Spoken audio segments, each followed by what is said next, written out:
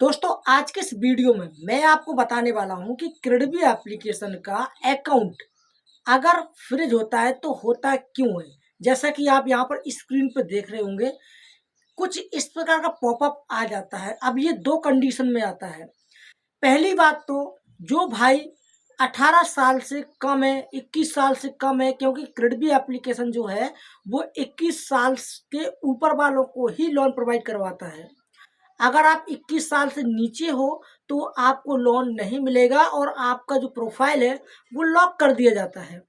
आपने जैसे मान के चलो डॉक्यूमेंट सारे भर लिए, डॉक्यूमेंट भरने के बाद आपने सबमिट कर दिए। एक बार क्रेडिबी एप्लीकेशन का जो सिस्टम है वो चेक करता है और अगर आपका जो एज है वो कम पड़ती है तो फिर आपके प्रोफाइल को लॉक कर दिया जाता है। लॉक कब तक के लिए? जब तक आप एलिजिबल नहीं हो जाते। ठीक है। ये दूसरी कंडीशन ये होती है कि किसी किसी भाई का लोन एक्टिवेट रहता है और वो टाइमली रिपेमेंट भी करता है, और लेकिन जब लास्ट की ईएमआई पे करता है तो उसके बाद इंस्टेंटली अचानक से उनका अकाउंट लॉक कर दिया जाता है। तो ऐसे में परेशानी भी बहुत ज़्यादा होती है। दोस्तों मैं आपको बता दूं, तकरीबन 1 साल पहले की बात है। मैं क्रेडिबी एप्लीकेशन से लोन लिया था 3000 रुपये का। ठीक है। जिसकी ईएमआई मैंने टाइम टू टाइम भरी और लास्ट ईएमआई जैसे मैंने पेड किया, मेरा अकाउंट 6 महीने के लिए ब्लॉक किया गया था। और 6 महीने होने के बावजूद भी मेरा अकाउंट अनब्लॉक नहीं हुआ था। अकाउंट अनब्लॉक मेरा हुआ था पूरा का पूरा 1 साल के बाद। तो कैसे ये एक्चुअली हो क्यों जाता है, ये आज के इस वीडियो में इसी टॉपिक पे बात करने वाले हैं। ठीक है। बहुत सारा सवाल आ जाता है मन में कि भाई हमने तो जो है टाइम टू टाइम पैसा भी भरा, क्रेडिट को दिया, लेकिन फिर भी हमारा अकाउंट जो है वो लॉक क्यों कर दिया गया है। ठीक है। और मैंने इस पे काफी वीडियो बनाए हैं कि भाई कैसे अनलॉक करना है, क्या कुछ करना है। तो मैं आपको बता दूं कि अनलॉक करने के लिए आपको एक बार क्रेडिट टीम को मेल करना होता है। अब मेल कब करना होता है? मेल जितने दिन का टाइम दिया है, अगर उतने दिन तक आपका अकाउंट जो है वो रीओपन नहीं होता है तो आपको मेल करना होगा। बट इसमें भी कुछ रिस्पॉन्स नहीं होगा आपका, नहीं कुछ भी प्रॉब्लम सॉल्व नहीं होगी, क्योंकि क्रेडिबी का जो भी लोन का प्रोसेस है वो पूरा सिस्टम पर निर्भर है। ठीक है। अब ये कब अनलॉक होता है? ठीक है। देखो भाई, जैसे आपके प्रोफाइल 6 महीने के लिए लॉक कर दिए, 6 महीने के बाद आपको और वेट कर लेना है 3-4 महीने, फिर आपका अकाउंट अनलॉक कर दिया जाता है। समझ गए? पूरा प्रोफाइल पर निर्भर है। आपका फिर दोबारा से सिविल चेक किया जाता है। सिविल अच्छा होता है तो आपकी लिमिट को इंक्रीज करके दिया जाता है। जब मेरा 3000 रुपये का लोन क्लोज हुआ था और उसके बाद अकाउंट मेरा फ्रीज हुआ था, मतलब लॉक हुआ था, और जब मेरा अनलॉक हुआ था तो करीबन 7000 की लिमिट मुझे देखने को मिली थी। लिमिट को इंक्रीज भी किया गया था। समझ गए? अब ये होता क्यों है?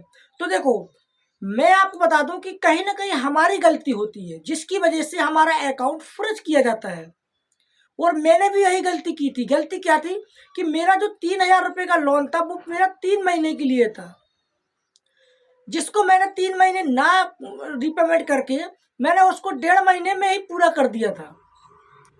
मतलब ईएमआई जो है, ईएमआई की ड्यू डेट से पहले पहले मैंने पे करी, एडवांस में बहुत ज़्यादा पे करी, जिसकी वजह से मेरा अकाउंट फ्रीज किया गया था। और वहाँ पर साफ तौर से लिखा था कि आपका रिपेमेंट करने का बिहेवियर थोड़ा सा बेकार है। समझ गए?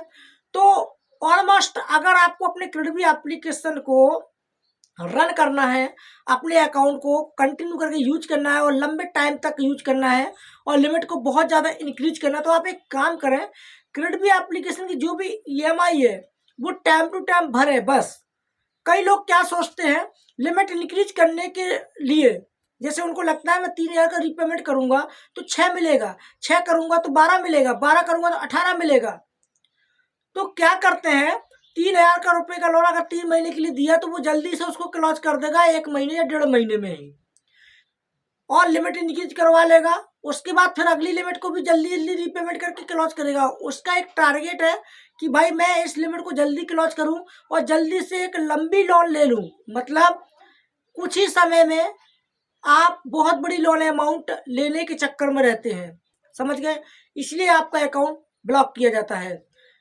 आपको अगर अपने अकाउंट को कंटिन्यू करके चलाना है तो टाइमली रीपेमेंट करो क्रेडिट का, ना कि ज़्यादा एडवांस में करो। ठीक है। कई लोग को मैंने देखा है कि लिमिट इंक्रीज करने के चक्कर में 2-2 3-3 किस्तें एक साथ पे कर देते हैं। ठीक है, तो ये गलत है, ऐसा नहीं करना चाहिए। इसमें आपका प्रोफाइल लॉक हो सकता है, यानी कि आपको फिर वेट करना पड़ सकता है 1 साल का या फिर 1.5 साल का। तो मैं आपको यही बताने वाला हूं कि अगर आपको अपने अकाउंट को सेफ्टी तरीके से चलाना है तो आप उस क्रेडिट का जो भी रिपेमेंट है वो ड्यू डेट पे ही करें, या फिर ड्यू डेट से 1-2 दिन पहले कर सकते हैं। ऐसा नहीं है कि 1 महीने का आप अभी आपने पे कर दिया और फिर अगले का भी कर दिया, फिर अगले का भी कर दिया, अगले का भी कर दिया, 4-5 महीने का एक्स्ट्रा पे कर दिया। क्यों? जल्दी हमारा लिमिट इंक्रीज हो जाए, तो गलत रिपेमेंट करने का तरीका गलत है। तो हमारी कुछ गलतियां होती हैं जिसकी वजह से ये काम होता है। दूसरी बात, हमारा सिविल भी डाउन हो जाता है कभी कभार, तो भी ये हो जाता है। तो सिविल का भी ध्यान रखें, ज़्यादा एप्लीकेशन में अप्लाई ना लोन करें, क्योंकि ज़्यादा से ज़्यादा अप्लाई में लोन एप्लीकेशन में लोन अप्लाई करते हो, सिविल पे इंक्वायरी जाती है और सिविल फायर होता है, सिविल लो हो जाता है। तो यही मुझे बताना था। वीडियो आपको अच्छा लगा तो एक लाइक कर सकते हैं, दोस्तों के साथ शेयर कर सकते हैं, और अगर कोई भी कंफ्यूजन है तो बिंदास कमेंट में पूछ सकते हैं। चलिए मिलते हैं नेक्स्ट वीडियो में, तब तक के लिए जय हिंद, वंदे मातरम।